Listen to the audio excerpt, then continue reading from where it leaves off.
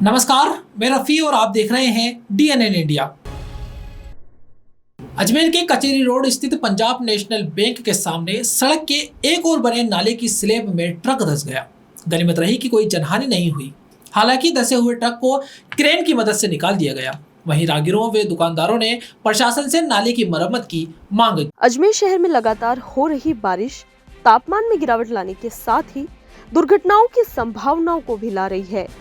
एक ऐसी ही घटना अजमेर के कचहरी रोड स्थित पंजाब नेशनल बैंक के सामने घटित हुई, जिसमें सड़क के एक और बने नाले की स्लैब में ट्रक धंस गया। गनीमत रही कि कोई जनहानि नहीं हुई। हालांकि धंसे हुए ट्रक को क्रेन की मदद से बाहर निकाल दिया गया। आसपास के लोगों व राहगीरों का कहना है कि नाले की स्लैब पहले से ही टूटी हुई प्रतीत हो रही थी। राहगीरों और वाहन चालकों को सचेत किया जा रहा था कि भारी वाहनों की आवाजाही इसके ऊपर न की जाए।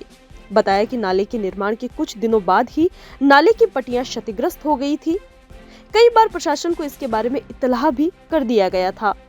नाले की गहराई करीब 5 से 6 फुट प्रतीत हो रही है। लोगों ने प्रशासन से बारिश के मौसम में नालों की मरम्मत करवाने की मांग की और साथ ही क्षतिग्रस्त नालों को पूर्णतः बंद कर कोई ठोस कदम उठाने को कहा। 8:30 बजे ट्रक आया था, बैंक खुली नहीं थी और ये आगे कोई गाड़ी खड़ी थी जो इसने टर्न लिया तो बैठ गया।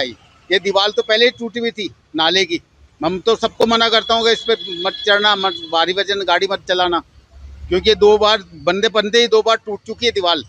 प्रशासन को ही मालूम है कि बोल चुके हैं कि भाई नाले की दीवार टूटी हुई है। कहाँ जा रहा था ये, कहाँ पे? ये तो करेंसी के सिक्के लेकर आया था, 10-20 कट्टे उतारे बस इसने। कौन सी बैंक में? पंजाब नेशनल बैंक कच्ची रोड। कोई ज्यादा जनानी तो नहीं? नहीं, जनानी तो नहीं हुई बस। कितना गहरा होगा ना? ये 5 फुट तो है कम से कम। क्या क्रेन द्वारा बाहर निकाल दिया? हाँ, क्रेन द्वारा निकाल दिया इसको। वो ट्रक ड्राइवर हमारे सेठ जी को फोन किए थे, जो कचहरी रोड पे गाड़ी फंस गया है, इसलिए हम गाड़ी बाहर निकालने के लिए आए थे। कौन सा ट्रक था? ये ट्रक तो ये अपना क्या कहते हैं, ये 10 चक्का था। तो यहाँ क्या निकाल दिया वहाँ? हाँ, बाहर निकाल कितना दिया। गहरा गड्ढा होगा यहाँ पर? ये खड्डा लगभग ये 5-7 फुट है। कितनी देर से फंसा हुआ था बताइए? कौन सा? कितनी देर से फंसा हुआ था ट्रक? ये ट्रक तो हम अभी आए, हमारे आने से पहले फंसा था। क्या कोई जनानी तो नहीं? कोई ज्यादा? नहीं, कोई दिक्कत नहीं। वहाँ पे किसी की घटना आई है? ये अपना ये कचहरी रोड ये फाट। अजमेर शहर में सुबह से चल रही मूसलाधार बारिश से निचली बस्तियों में जलभराव की समस्या हो रही है, जिससे लोग बेहद परेशान हैं। वार्ड 48 सुनहरी कॉलोनी शंकर नगर गुजर धरती पर मडपंप लगाकर कॉलोनी से भरे पानी को निकालने का प्रयास किया जा रहा है। पिछले दिनों से हो रही बारिश से अजमेर शहर की निचली बस्तियों में जलभराव की समस्याएं उत्पन्न हो रही है, जिससे आम जन बेहद परेशान है। जलभराव को कम करने के लिए मडपंप लगाए जा रहे हैं। ऐसी ही स्थिति शहर के वार्ड 48 सुनहरी कॉलोनी शंकर नगर गुर्जर धरती पर देखने को मिली, जिसमें मडपंप लगाकर कॉलोनी में भरे पानी को निकालने का प्रयास किया जा रहा है। क्षेत्रवासियों का कहना है कि हर साल बारिश में जलभराव की समस्या से जूझना पड़ता है। भराव की वजह से आवाजाही पूर्णतः बाधित हो गई है। वहीं पार्षद पति निर्मल कुमार का कहना है कि क्षेत्र में नाले निर्माण का कार्य जारी है। जल्द ही नाले निर्माण से जलभराव की समस्या से राहत मिलेगी। कहा कि मेयो कॉलेज व गुलाबबाड़ी का जल बहाव इसी वार्ड की ओर है। एस्केप चैनल की चादर चलने के कारण निकासी में थोड़ी देरी हो रही है। पंप लगाकर जल निकासी करवाई जा रही है, जो निश्चित ही कुछ समय बाद हो जाएगी। वार्ड 48 सुनहरी कॉलोनी शंकर नगर गुजर धरती प्रताप नगर भट्टा। आप देखिए, आज सुबह से जो मूसलाधार बारिश हुई है, ताबड़तोड़ बारिश के अंदर यहाँ पर देखिए पूरे सुनहरी कॉलोनी शंकर नगर के अंदर पानी भर गया है। अभी यहाँ पर नालों का निर्माण कार्य चल रहा है। आने वाले समय के अंदर पानी की निकासी से यहाँ लोगों को राहत मिलेगी। अभी एक नाले की निर्माण कार्य चला है। अभी आप देखें कि सभी पूरे वार्ड के अंदर 4 से 5 फुट पानी है। पूरा गुलाबबाड़ी मेयो कॉलेज का पानी मेरे वार्ड के अंदर आता है। स्केप चैनल की चादर फुल चलने के कारण अभी स्थिति ये है कि पानी निकासी में देरी हो रही है, नहीं तो स्पीड से पानी उतर जाता है। अभी पंप लगा करके यहाँ पानी की निकासी कराई जा रही है भारतीय चंचल मेहरवाल के द्वारा। आप देखिए पूरे वार्ड के अंदर पूरी धरती देख लो, बराबरिया मुल्ला देख लो, प्रताप नगर भट्टा देख लो, पूरे वार्ड के अंदर स्थिति खराब है। यानी ऐसी स्थिति हुई है, अगर अभी और बारिश आती है तो बाढ़ जैसी स्थिति हो जाएगी।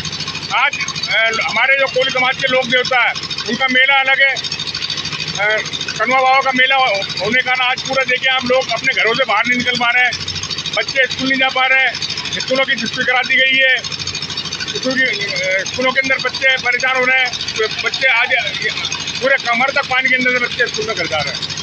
करके निकासी कर रहे हो आप? अभी पंप लगा करके यहाँ अभी एक पंप लगा है, 2 पंप और लगा करके यहाँ पानी की निकासी कराई जाएगी। जनरेटर लगा रखे हैं? हाँ, ये पंप जनरेटर लगा रखे हैं, बड़े वाले जनरेटर लगे हैं, इससे पानी की निकासी हो जाएगी। अभी करीबन 1 से 1.5 घंटे के अंदर पानी पूरा यहाँ से उतर जाएगा। हर साल हो यहाँ हर बारिश के अंदर ये स्थिति हो जाती है। मगर अभी आने वाले समय के अंदर नालों के निर्माण कार्य चल रहे हैं। 6.5 करोड़ के नाले के निर्माण होने से यहाँ पानी की निकासी की दिक्कत खत्म हो जाएगी। तो विधायक है वो कुछ नहीं करते। नहीं, विधायक साहब ने 6.5 करोड़ रुपए का फंड दिया है, उससे राजस्थान सरकार के द्वारा यहाँ पूरा नालों की निकासी की पानी की समस्या का हल होगा। विश्व के प्रथम दादा गुरुदेव युग प्रधान श्री जीन दत्त सूरी जी महाराज की समाधि स्थल अजमेर दादाबाड़ी में जीर्णोद्धार कार्य का शिलान्यास दादाबाड़ी में गुरुवार को विधि विधान के साथ संपन्न हुआ। विश्व के प्रथम दादा गुरुदेव युग प्रधान श्री जिनदत्त सूरी जी महाराजा की समाधि स्थल अजमेर दादाबाड़ी के जीर्णोद्धार कार्य का शिलान्यास दादाबाड़ी में विधि विधान से संपन्न हुआ।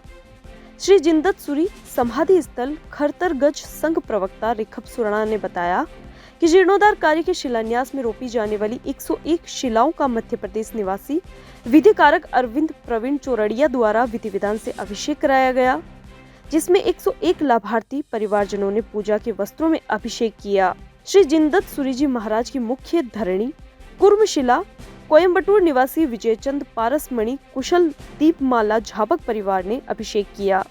इस अवसर पर पूरे भारतवर्ष से आए करीब 1100 भक्तजन उपस्थित थे। जीर्णोद्धार प्रेरिका साध्वी मनोहर श्रीजी ठाणा 6 और मुनि प्रवर सम्यकर रत्न सागर जी मसा ठाणा 6 की उपस्थिति में शिला अभिषेक महोत्सव संपन्न हुआ। 101 शिलाओं के लाभार्थी परिवार को चांदी की तगारी और चांदी की करनी देकर बहुमान किया गया। श्री जैन श्वेतांबर खरतरगज संघ के अध्यक्ष विक्रम पारख मंत्री अनिल गलेछा ने बताया कि गुरुवार को दादाबाड़ी में सुबह करीब 5:30 बजे श्राद्ध पूजा 6:11 पर श्री 10 दिक्पाल नवग्रह अष्टमंगल और क्षेत्रपालादि पूजन के पश्चात 7:54 पर शिलान्यास कार्यक्रम संपन्न हुआ, जिसमें 101 शिलाओं के 7 सोना चांदी हीरे जवाहरात से भरे हुए रजत कलश भी रोपित किए गए। विश्व के प्रथम दादा गुरुदेव श्री जिनदत्त सूरी जी महाराज की समाधि स्थल दादाबाड़ी अजमेर में 871 वर्ष पश्चात हो रहे जीर्णोद्धार कार्य के तहत आज भूमि का शिलान्यास समारोह संपन्न हुआ, जिसके अंतर्गत 101 शिलाएं धार्मिक शिलाएं जो हैं वो 101 लाभार्थी परिवार, जिसमें पूरे हिंदुस्तान के लाभार्थी परिवार है, उनकी उपस्थिति में ये शिलान्यास कार्यक्रम मुनि सम्यक रत्न सागर जी और जीर्णोद्धार प्रेरिका साध्वी मनोहर श्री जी महाराज साहब के निर्देशन में ये संपन्न हुआ है, जिसमें 101 परिवार जनों ने चांदी की तगारी और चांदी की करनी से सारे शिलालेख को स्थापित किया है। इन शिलालेख के नीचे सोना चांदी हीरे जवाहरात रखे गए हैं, जो पूरे देश से जैन समाज के व्यक्तियों ने दादाबाड़ी में एकत्रित कर शिलान्यास के लिए अजमेर भेजे थे। ये दादाबाड़ी जीर्णोद्धार का कार्य लगातार 3 से 4 साल में पूर्ण होगा, जिसमें करीबन 150 करोड़ रुपए की लागत आएगी। यहाँ रुकते एक छोटे से ब्रेक के लिए, जल्द हाजिर होंगे खबरों के नए सफर के साथ। कैंसर बीमारी ही ऐसी है, चिंता तो होगी ना। लेकिन अब अपनी चिंता को बदलो विश्वास में, क्योंकि आदिनाथ कैंसर मेडिसिटी में है रेडियोथेरेपी, कीमोथेरेपी और कैंसर सर्जरी के उपचार के साथ आधुनिक सुविधाएं भी। विजिट करें आदिनाथ कैंसर मेडिसिटी एट चाची आवास अजमेर।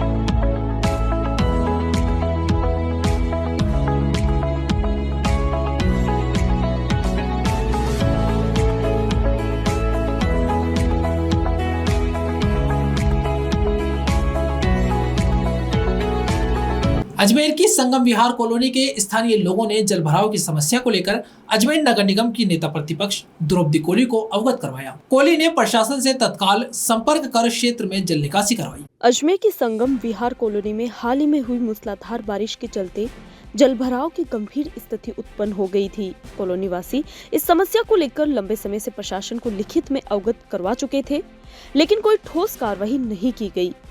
स्थानीय लोगों की शिकायतों और लगातार हो रही परेशानी को देखते हुए उन्होंने अजमेर नगर निगम की नेता प्रतिपक्ष द्रौपदी कोहली के समक्ष गुहार लगाई।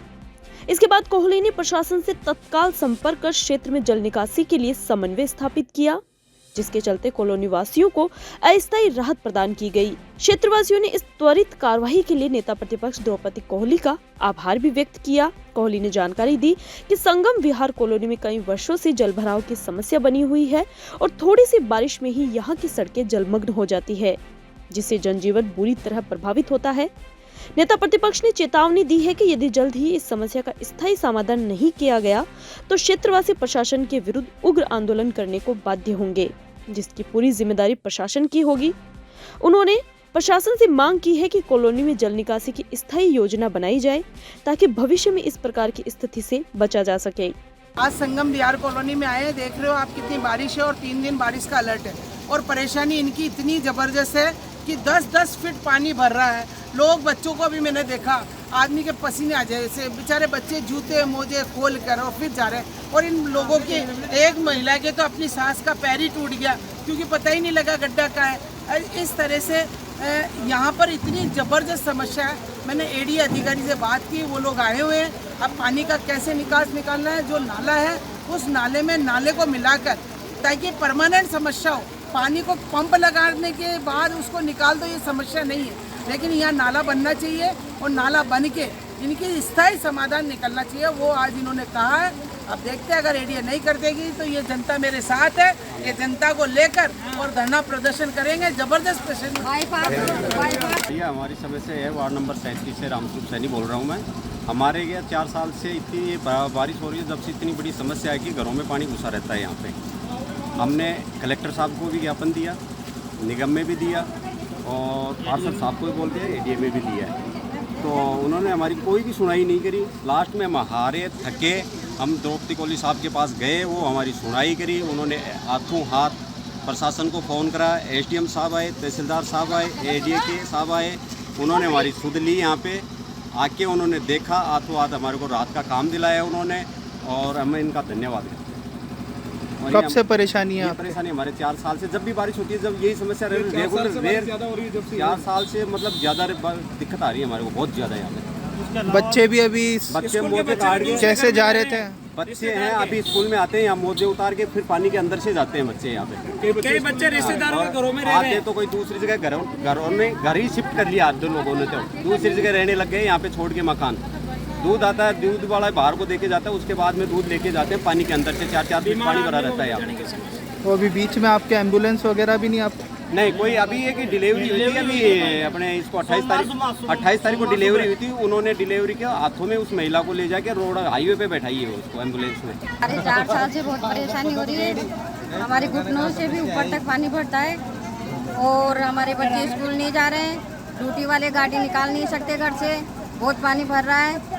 उसकी समस्या का हल किया जाए और जो बच्चे होने वाली औरतें हैं उनको गोदियों में ले लेके जा रहे हैं, एम्बुलेंस आती नहीं है। अब गोदी में कोई हो इंसान या नहीं हो तो उनको कैसे ले जाए? हमारे 4 साल से यहाँ से बहुत ज़्यादा पानी भर रहा, बच्चे स्कूल नहीं जा पाते, इतने पानी से कैसे निकलेंगे बताओ।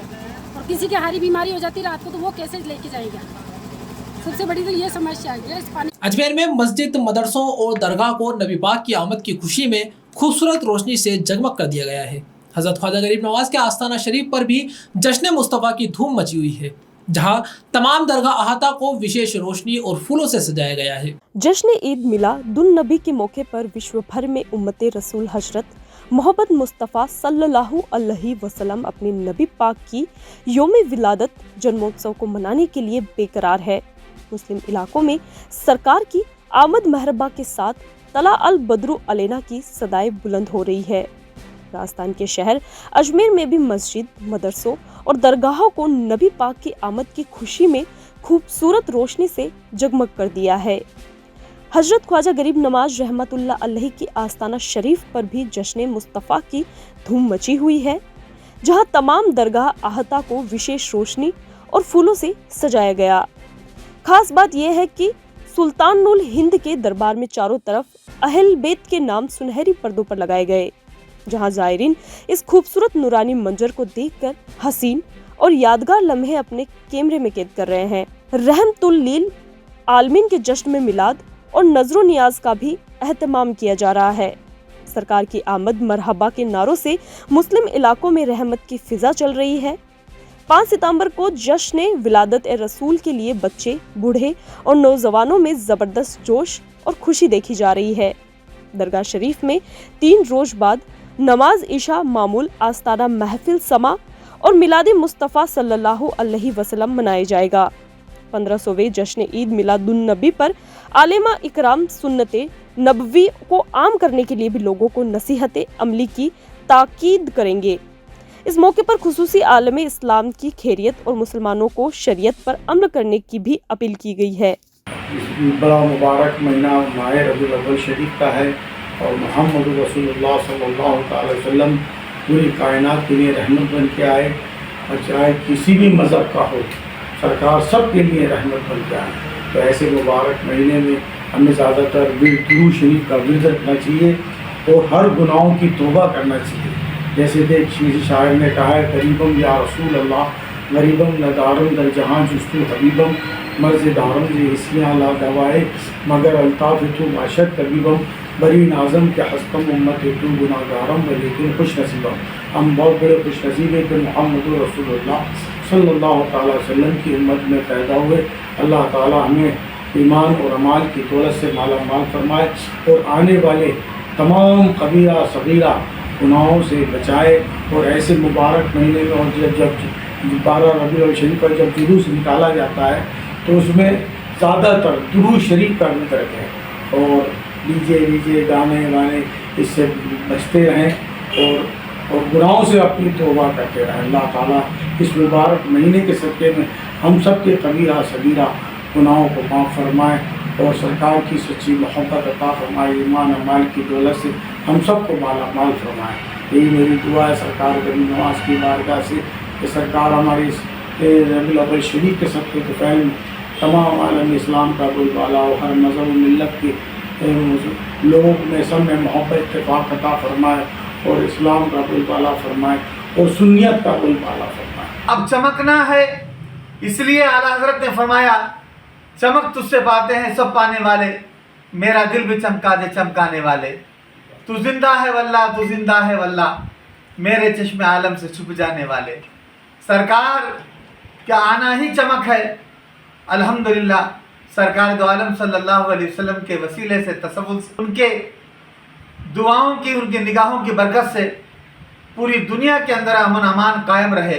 सरकार के पैगामात को आम करे, सरकार दो आलम सल्लल्लाहु अलैहि वसल्लम के इरशादात को आम करे और मोहब्बत और भाईचारगी के साथ किसी पर जुल्म ना करे, किसी पर किसी किस्म की कोई ज़्यादती ना करे।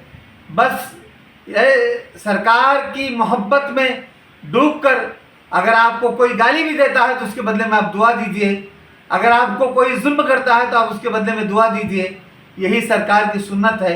सरकार उसी सुन्नत पर हम सबको अमल करने की तौफीक अता फरमाए और सरकार दो आलम सल्लल्लाहु अलैहि वसल्लम के तवस्सुल से पूरे दुनिया के अंदर अमन अमान कायम रहे और सबको खुशहाली रहे।